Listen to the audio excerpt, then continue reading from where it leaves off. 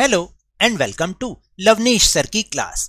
आज की शिक्षा निदेशालय राष्ट्रीय राजधानी क्षेत्र दिल्ली की वर्कशीट नंबर 36 जो कि कक्षा छठी के विद्यार्थियों के लिए है, यह ली गई है गणित विषय से। और आज इसमें हम फिर से एक बार अध्याय अपनी संख्याओं की जानकारी की पुनरावृत्ति करेंगे। आओ पुनरावृत्ति करें यानी कि रिवीजन करें। तो चलिए सबसे पहले जो टॉपिक है उसे देख लेते हैं। तो बिना समय गवाए शुरुआत करते हैं मेरे साथ और समझने की कोशिश करते हैं। सबसे पहला टॉपिक है संख्याओं को जमा करना, यानी कि संख्याओं को संकलन उनका या इकट्ठा करना। जैसे 536 जमा 385। अब इसको हमें जमा कैसे करना है उसके स्टेप्स आपको फिर से याद दिला दूं। सबसे पहले आपको 536 को लिखना है 5, 3 और 6। अब जब 385 लिखोगे ना तो ये याद रखना हमेशा, चाहे आप जमा करो, चाहे आप घटा करो, चाहे आप गुणा करो या भाग करो, अंकों के नीचे अंक रखना बहुत जरूरी है। तो आप जब 385 लिखेंगे तो 6 के नीचे 5 आना चाहिए, 3 के नीचे 8 और 5 के नीचे 3। इस तरीके से लिखना, जमा का निशान लगाते हैं इस तरीके से। और फिर हमेशा याद रखना जो सीधे हाथ की तरफ सबसे पहला अंक है, मैंने क्या बोला, सीधे हाथ की तरफ यानी दाएं हाथ की तरफ, उन्हें हमें जोड़ना है। जैसे 6 और 5। अब 6 और 5 तो 11 होते हैं या नहीं होते? फिर आप क्या करोगे, तो 6 और 5 जब 11 होते हैं तो हम क्या करते हैं, 11 का हमेशा इकाई वाला अंक लिखेंगे। जो भी संख्या आएगी उसका इकाई वाला अंक लिखेंगे और दहाई वाले अंक को अगले अंक के ऊपर ले जाएंगे, जैसे कि मैंने यहां किया। ठीक है, तो 11 का तो 1 बन गया और 1 जो है वो इधर चला गया। तो 3 और 1 4, 4 और 8 12। अब फिर दोबारा 12 आया, 12 पूरा नहीं लिखना क्योंकि अभी आगे और भी अंकों को जोड़ना है। तो 12 का लिखा 2 और हासिल पहुंचाया 1 इस 5 के ऊपर। तो क्या बना, 5 और 1 6 और 3 9 और उत्तर आ गया हमारा 921। तो मैंने कैसे कैसे स्टेप किया आपने देखा ना, पहला स्टेप ये, दूसरा स्टेप ये और तीसरा स्टेप ये। इस तरीके से हमें जमा करना है। और मैं उम्मीद करता हूं और जानता भी हूं कि बहुत सारे बच्चों को जमा करना आता भी है और ये हासिल वाली जमा है। कोई बात नहीं, अगर नहीं आता तो दोबारा से सीख लेंगे, इसमें क्या हो गया। फिर उसके बाद है संख्याओं को घटाना यानी अंतर, संख्याओं को कम करना। पहला है 824, उसमें से हमें क्या कम करना है, 456 को। तो सबसे पहले जैसे मैंने ऊपर बताया था जमा करते हैं, ऐसे ही घटा में भी हम बड़ी संख्या ऊपर रखते हैं और छोटी संख्या उसके नीचे, लेकिन याद रखना है अंकों के नीचे अंक। ठीक है, 4 के नीचे 6, 2 के नीचे 5 और 8 के नीचे 4, इस तरह से। अब हमेशा की तरह जब जैसे जमा में सबसे पहला दाहिना अंक देखते हैं, दाएं हाथ वाला देखते हैं, इसी तरह घटा में भी देखते हैं। तो 4 में से तो 6 नहीं जा सकता, आपके पास 4 टॉफियां, आप 6 टॉफी दे दोगे किसी को? नहीं दोगे ना। तो इसका मतलब क्या करना पड़ेगा, जो अगला वाला अंक है उससे हम एक उधार मांग लेते हैं, भाई एक हमें और दे दे। तो 4 की बजाय यहाँ पे 14 बन जाते हैं। एक्चुअली क्यों 14 बन जाते हैं, क्योंकि ये तो दहाई का अंक है। तो एक दहाई जब मिलती है, एक दहाई का मतलब होता है 10, इसलिए ये बन जाते हैं 14। तो 14 में से तो 6 जा सकते हैं, 14 में से 6 गए 8 और यहां पर बच गया 2 की बजाय 1 ही। समझ आई बात। अब अगला स्टेप देखो यहां पर, तो ये तो पूरा हो गया था। जब यहां पर 1 बच गया तो 1 में से 5 नहीं जा सकते, तो ये अपने अगले वाले अंक से एक उधार मांग लेगा, तो बन जाएंगे 11। 11 में से 5 जा सकते हैं, 11 में से 5 गए 6 और यहां पर रह गए सिर्फ 7। और अगले स्टेप में देखो 7 में से 4 गए 3, तो हमारा उत्तर बन गया 368। इस तरीके से आपको भाग करना है। फिर संख्याओं को गुणा करना यानी गुणनफल, एक ही संख्या में किसी संख्या को बार बार जोड़ना। ठीक है, कैसे करते हैं, ये 2 अंकों की गुणा है। 13 का पहाड़ा आता है तो बहुत अच्छी बात, क्योंकि अगर 13 का पहाड़ा आता है ना तो आप तुरंत कर लोगे, और 13 का पहाड़ा नहीं आता तो आप एक एक करके कर लो, क्योंकि इसलिए आपको बोला कि 10 तक पहाड़े आना सबको जरूरी है। तो अगर जिसको नहीं आते ना जल्दी से याद कर लेना 10 तक पहाड़े। ठीक है, फिर आप बहुत बड़ी 1000 लाख की भी गुणा कर सकते हो अगर 10 तक पहाड़े आते हैं तो। जैसे 123 को 13 से गुणा करना है, तो सबसे पहले हमने 123 लिख दिया। उसके नीचे क्या बताया था, अंकों के नीचे अंक, 3 के नीचे 3 और 1 के नीचे 1 और गुणा का निशान इस तरीके से। ठीक, अब क्या करना है, हमेशा की तरह जो दाएं हाथ का पहला अंक है गुणा भी उसी से ही शुरू करनी है। तो पहले हम 3 का पहाड़ा करेंगे सबके साथ, 3 को 3 से गुणा किया 9, 3 तिया 9, 3 को 2 से किया 3 दूनी 6, और 3 को 1 से किया 3 तिया 3 एकम 3। अब अगले अंक से गुणा करने से पहले याद रखना कि एक जीरो अपने आप से लगा देना, फिर गुणा करना। 1 तिया 3, 1 दूनी 2, 1 एकम 1। अब ये जो दोनों उत्तर आए आपने इनको जमा करना है। 9 और 0 9, 6 और 3 9, 3 और 2 5 और 1 का 1, तो उत्तर बन गया 1599।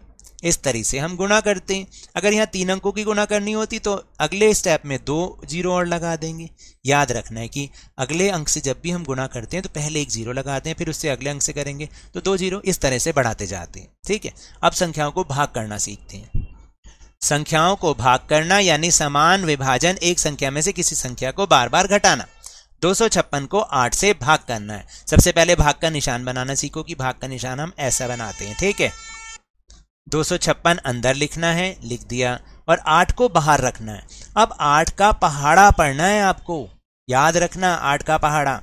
8 एकम 8। देखो अब ये भी एक बात और जरूरी, जब भाग करोगे ना ये याद रखना, बाहर जितने अंक हैं अंदर भी आपको उतने ही अंक भाग करने होते हैं। लेकिन 8 है और यहाँ पर 2 है, तो 2 को तो हम भाग कर ही नहीं सकते क्योंकि 8 तो बड़ी संख्या है, तो इसलिए हम इसके साथ 5 मिला लेते हैं। तो अब कितनी संख्या बन गई? 25। 8 का पहाड़ा वहां तक पढ़ो, या तो 25 आ जाए या 25 से कम आए। तो 8 एकम 8, 8 दूनी 16, 8 तिया 24 और 8 चौक 32। 4 पे तो नहीं जा सकता ना, 32 आगे ज्यादा हो गया, तो 3 पर हम कर लेंगे उसको। 8 तिया 24। जो भी उत्तर इसके नीचे आएगा उसको आपने घटा करनी है। घटा तो आ गई, 5 में से 4 गया 1, और 0 लिखने की कोई जरूरत नहीं। फिर अब ये 1 तो कुछ नहीं कर सकता, ऊपर से उतारेंगे, फिर हम क्या उतारेंगे? 1 और उतार, मतलब जो भी अंक है उसको उतार लेंगे, बन गया 16। 8 के पहाड़े में 16 आए या 16 से कम आए, तो 8 दूनी 16, ये तो यहीं खत्म हो गया। जब 16 में से 16 गए 0 और कुछ आगे नहीं बचा, तो आपका उत्तर बन गया ये वाला, उत्तर हो गया 32। समझ में आई? अब हम करेंगे कुछ प्रैक्टिस के क्वेश्चन। यहां तो हम एक एक क्वेश्चन ही कर रहे हैं, लेकिन आप घर में इसी से संबंधित कम से कम 10-10 सवाल करना जब आपकी प्रैक्टिस होएगी। ठीक है, अब जैसे पहला ही ले लो, आओ करें। 450 और 120 कैसे करोगे? 450 और इसके नीचे 120 को, अंकों के नीचे अंक, ठीक, जमा का निशान लगाया। 0 में 0 और 0 कितने होते हैं? 0 ही होते हैं। 5 और 2 कितने होते हैं? 7 होते हैं। और 4 और 1 5, तो उत्तर कितना आ गया? 570। इसका उत्तर आ गया 570। अब हम 843 में से 628 को घटा करेंगे। पहले लिखना है 843 और घटा का निशान 628। ठीक, 3 में से 8 क्या भाग हो सकते हैं? नहीं हो सकते भाई, तो इसलिए 3 क्या करेगा? 4 से कहेगा भाई 1 दहाई मुझे दे दे। जब 1 दहाई इसने दे दी तो यहां पर बन जाएंगे 13। ठीक है, और 13 में से 8 जा सकते हैं, 13 में से 8 गए 5, और यहां पर रह गए थे 3। 3 में से 2 गया 1, और 8 में से 6 गए, बचे 2। कितना आया उत्तर? 215। समझ में आई बात? तो 215 हमारा इसका उत्तर हो गया। अब आपको 263 को 38 से गुणा करना है। अब यहीं करके दिखाऊं, यहां कर दूं साइड में, तो देखो जैसे 263 को हमने 38 से गुणा करना, यहीं कर देता हूं क्योंकि थोड़ी सी जगह है हमारे पास। ये नंबर लिख दूं, ये नंबर 1, ये नंबर 2, ये नंबर 3। अब गुणा का निशान लगाओ, पहले 8 का पहाड़ा पढ़ो। 8 तिया 24, 24 पूरा नहीं लिखना, सिर्फ 4 और हासिल पहुंचेंगे 2। 8 6 कितने होते हैं? जल्दी बताओ। 8 6 48, 48 और 2 50। ठीक है, तो हम क्या लिखेंगे? 50 का 0 और हासिल पहुंचेंगे 5। 8 दूनी 16, 16 और 5 21।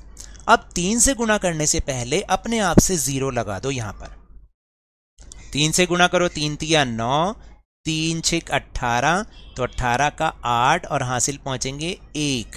ठीक है, और 3 दूनी 6 और 1 7। इस तरीके से हम जो उत्तर आएगा उसको क्या कर दोगे? आप जमा कर दोगे। ठीक है, तो अब जमा करोगे, 4 और 0 4, 9 और 0 9, 8 और 1 9, 2 और 7 9। यह आपका आ जाएगा उत्तर 9994। इस तरह से आप उत्तर लिखना। अब भाग का प्रश्न, 2375 को आपने 25 से भाग करना है। तो पहले मैं यहीं पे ही कर रहा हूं इसको, चौथे प्रश्न का उत्तर। भाग का निशान बनाओ, 2375 अंदर और 25 को लिखेंगे बाहर। मैंने बताया था जितने अंक बाहर हैं उतने अंक अंदर। तो हम 23 से तो कर नहीं सकते, हम एक और मिला लेंगे, अब बन जाएगा 237। तो 25 के पहाड़े में या तो 237 आए या 237 से कम आए। तो सीधा करके देख सकते हैं, अगर हम 10 से गुणा करें तो 250, तो इसका मतलब 9 पर ही जाएगा। जब हम 9 पर करेंगे तो ये बन जाएगा 225। ठीक है, 7 में से 5 गया 2, 3 में से 2 गया 1 और 2 में से 2 लिखने की जरूरत नहीं। ये आ गया, ऊपर से उतारा 5 तो बन गया 125। और 25 के पहाड़े में 25 आया या उससे 125 आया या उससे कम, तो 25 पंजे 125। इस तरह से आप इसको कर दोगे, उत्तर बच जाएगा 0। तो उत्तर कितना आ गया? 95। इसका उत्तर आ गया हमारा 95। ठीक है, या अलग से करके दिखाऊं? देखो अब मैंने सारे उत्तर यहाँ, ये 4 तो उत्तर मैंने यहीं कर दिए।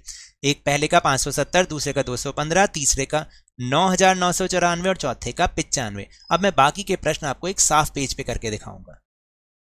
अगला प्रश्न है कि राधा बाजार से 15 फूलों की माला लाई और उसका भाई राजू बाजार से 22 फूलों की माला लाया। बताओ दोनों की कुल माला कितनी होंगी? बहुत आसान है, करके देख लेते हैं। आप लिखोगे राधा लाई कितनी? 15 माला। उसका भाई लाया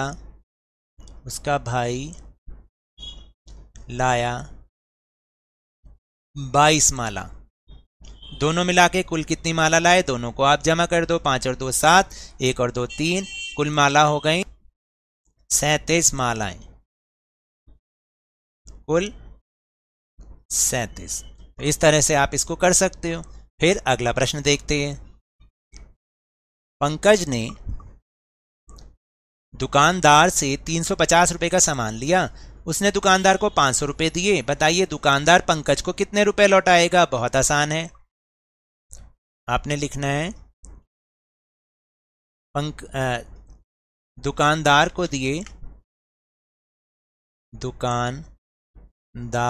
दिए 500 रुपए। पंकज ने सामान खरीदा, कितने रुपए का खरीदा? वो खरीदा 350 रुपए का। ठीक है, अब आप घटा कर दोगे इसको, और कितने लौटाएगा? दुकानदार लौटाएगा, आप ऐसे ही लिखना, दुकानदार लौटाएगा कितने रुपए? घटा कर दो, 0 में से 0 गया 0। अब 0 में से 5 नहीं जा सकते, तो हम 1 हासिल लेंगे और ये बन जाएगा 10, और यहां रह जाएंगे 4।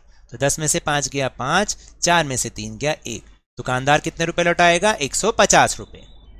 अगला प्रश्न, अंगूर के एक गुच्छे में 18 अंगूर हैं, तो अंगूर के ऐसे ही 4 गुच्छों में कितने अंगूर होंगे? एक गुच्छे में 18, तो 4 गुच्छों को करने के लिए हमेशा आपको ज्यादा बताना ना, एक है और ज्यादा बताना तो गुणा करनी है। 7वां प्रश्न, आप लिखोगे एक गुच्छे में 18 अंगूर। ठीक है, तो 4 गुच्छों में 18 गुणा 4, तो 18 को 4 से जब हम गुणा करेंगे कैसे करोगे? ऐसे करोगे।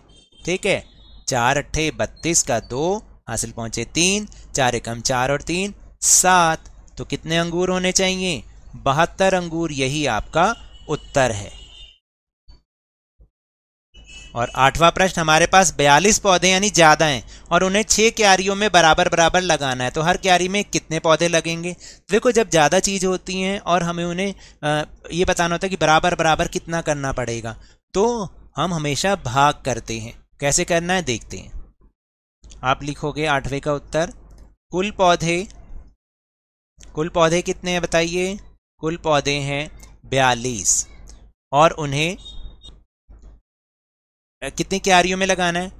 क्यारियों में लगाना है बराबर कितनी क्यारियों में? 6 क्यारियों में। ठीक है, 6 क्यारियों में। तो प्रत्येक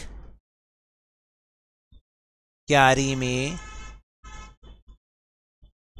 पौधे आएंगे, पौधे आएंगे। कितने पौधे आएंगे? मैंने क्या समझाया था? भाग करना है आपको, तो 42 अंदर और 6 बाहर। ठीक है, 6 के पहाड़े में या तो 42 आ जाए या 42 से कम, तो 6 कम 6, 6 दूनी 12, 6 तिया 18, 6 चौक 24, 6 पंजे 30, 6 छिक 36, 6 सत्ते 42।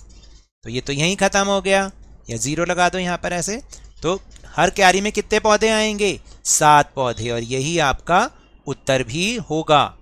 तो ये तो थी आज की वर्कशीट। अगर मेरे इस तरह समझाने से अब आपको समझ में आने लगा है तो इस चैनल और वीडियो को लाइक कीजिए, शेयर कीजिए, और अगर आप नए हैं तो सब्सक्राइब भी कर लीजिए। लेकिन याद रखिएगा, घर से बाहर निकलते समय, खासतौर से स्कूल जाते समय, मास्क अवश्य लगाएं, और जब भी आपकी बारी आए कोरोना का टीकाकरण जरूर करवाएं, और पॉल्यूशन से बचे रहें। इसी उम्मीद के साथ बहुत बहुत धन्यवाद।